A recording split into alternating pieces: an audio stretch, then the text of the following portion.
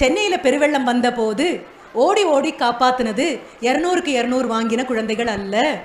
எந்த குழந்தைங்கள்லாம் நான் 35 வாங்குறது சரின்னு சொல்லலை. ஆனால் 35 வாங்கின குழந்தைக்கு ஆண்டவன் வேற பேனாவால் வேற எதையோ எழுதியிருக்கான். வீதி விளக்கு அணைஞ்சு போச்சு அப்படின்னா பக்கத்து வீட்டு அங்களுக்கு திடீர்னு உடம்பு சரியில்லை, ஆம்புலன்ஸை கூப்பிடு அப்படின்னா ஓடி வரக்கூடியது நீங்களும் நானும் உருப்படாதுன்னு ஒரு சீல் குத்திருப்போம் இல்லையா, அந்த குழந்தையாக இருக்கும். இதுதான் 6 வயசு 7 வயசு குழந்தைங்களுக்கெல்லாம் அவார்டு கொடுத்தாங்க. இந்த செல்லமே அப்படிங்கிற ஒரு ஃபங்க்ஷனில் இறையன் ஐஏஎஸ் எல்லாம் வந்திருந்த நேரத்தில் கொடுத்தாங்க. அந்த குழந்தைங்க செய்த மிகப்பெரிய சாதனை என்ன தெரியுமா? இந்த குழந்தைங்க பெருவெள்ளத்தில் எல்லாரும் மாட்டிக்கிட்டு வீட்டினுடைய மாடியில் நின்று காப்பாத்துங்க அப்படின்னு கத்திட்டு இருந்த பொழுது ஹெலிகாப்டர் போட்ட உணவு பொட்டலம் பாதி தண்ணியில் விழுற உணவு பொட்டலத்தை எடுத்து நீஞ்சி கொண்டு போய் அங்கே மேலே இருக்கிறவங்களுக்கு எல்லாம் இந்த குழந்தைங்க கொடுத்துருக்காங்க. கொடுத்த போது வாலண்டியர்ஸ் இந்த குழந்தைங்கிட்ட கேட்டது, இந்த குழந்தைங்க இருக்கிற இடம் என்ன தெரியுமா? அப்பார்ட்மெண்ட் வீடுகள் இல்லை, என்னைக்கோ ஒரு ஏரி திட்டத்திற்காக வாங்கி வச்ச பெரிய பெரிய சிமெண்ட் பைப் இருக்கும்ல, அந்த சிமெண்ட் பைப்பில் தான் அம்மா அப்பா தாத்தா பாட்டி குடும்பம் பூரா அதுக்குள்ள தான் ஊராட்சி ஒன்றிய துவக்கப்பள்ளி பக்கத்தில் இருக்கும், அங்கே போய் படிப்பாங்க. அவ்வளோதான் அந்த குழந்தைங்களுக்கு. பள்ளிக்கூடத்துக்கு போன்னு சொல்ல ஆள் கிடையாது, போகாதேன்னு சொல்ல ஆள் கிடையாது.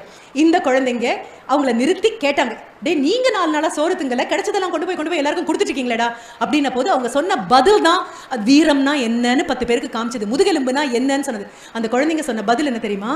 எங்களுக்கு பசி பழக்கமானது, நாங்க பசி தாங்குவோம், அங்க இருக்கிறவங்களுக்கு எல்லாம் ஒருவேளை சோறு இல்லைன்னா கூட தாங்க மாட்டாங்க, வாடி போயிடுவாங்க, அதனால கொண்டு போய் கொடுத்தோம்.